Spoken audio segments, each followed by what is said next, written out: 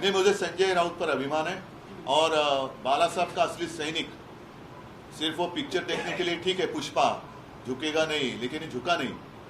जो झुकने वाले थे वो हमाम में चले गए और झुकने वाला कभी शिवसैनिक नहीं हो सकता। नड्डा साहब ने जो भी कल कुछ भाषण दिया है, क्या उसमें आपको प्रजातंत्र दिखाई दे रहा है? सिर्फ एक ही पार्टी, मतलब उनकी जो पार्टी है वही रहनी चाहिए और वही रहेगी, और बाकी सारे पार्टी, जितनी सारे पक्ष हैं, सारी पार्टियां हैं, वो खत्म हो जाएगी। आज तक हम मानते थे कि ये शतरंज, यानी कि मराठी में कहते बुद्धिबल, तो इसमें शतरंज नहीं है, बुद्धि का कोई ठिकाना नहीं है, सिर्फ बल वापर ले जाते हैं, शक्ति का उपयोग किया जा रहा है। और अगर ऐसे ही आपका तरीका होगा तो मैं यही कहना चाहता हूँ, जमाना एक रहता नहीं, सारे लोगों के लिए दिन जो रहते बदलते रहते हैं, अच्छे दिन बुरे दिन। अच्छे दिन कब आएंगे वो बात अलग थी, लेकिन ऐसे लोगों के बुरे दिन तो जरूर आते हैं, और आप जैसे बर्ताव उस वक्त अन्य लोगों के साथ करते हो, शायद उससे बुरा बर्ताव उस वक्त जनता आपके साथ कर सकती है।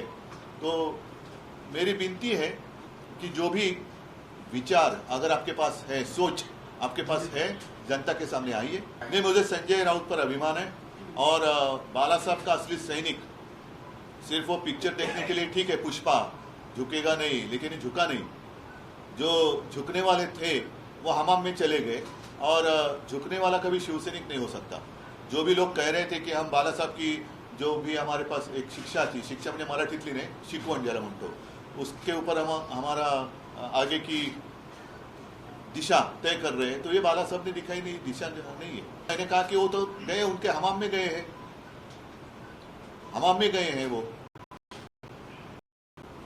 अब वो मजा ले रहे, लेने दो, लेकिन जब पानी बंद हो जाएगा तो क्या करेंगे? आपने हिटलर का एक एग्जाम्पल मेरे पिताजी ने दिया था, क्योंकि मेरे पिताजी, आप सारे जानते हो कि वो तो शिवसेना प्रमुख, हिंदू हृदय सम्राट, एक ही हिंदू हृदय सम्राट आज तक जो हुए वो है, और साथ ही साथ उनकी करियर की शुरुआत वो व्यंग्य चित्रकार थे, कार्टूनिस्ट। और डेविड लो ब्रिटेन के कार्टूनिस्ट है, जो ओरिजिनल न्यूजीलैंड से आए हुए थे, उनको अपना गुरु मानते थे। तो उन्होंने, मेरे पिताजी ने कहा था, मुझे भी कहा था, और शायद मैं मानता हूँ कि पब्लिकली भी कहा था, कि जब सेकेंड वर्ल्ड वॉर चल रहा था तो हिटलर एक समय ऐसे आया था कि अब उस वक्त लग रहा था कि शायद हिटलर जीत जाएगा, पूरी दुनिया को अपने कब्जे में ले लेगा। तो उस वक्त डेविड लो, मतलब हिटलर बॉम्ब डालता था और डेविड लो एक कार्टून निकालता था, और वो कार्टून का जो एक परिणाम हुआ करता था वो बॉम्ब से भी ज़्यादा होता था। और ऐसे कहा जाता है कि हिटलर ने उस वक्त अपने सारे लोगों को कहा था कि ये व्यक्ति है कौन, है कहाँ, इसे लेके आओ, जिंदा या मुर्दा जैसे है उसे लेके आओ। तो यही होती है, जो तानाशाही की बात होती है, जब सारे लोग अपने गुलाम होते हैं तो कुछ दिन के लिए, जब तक उनका उपयोग आपके लिए होता है, तब तक वो गुलाम अच्छे लगते हैं, बाद में गुलाम जब उनका उपयोग नहीं रहता है वो नहीं करते।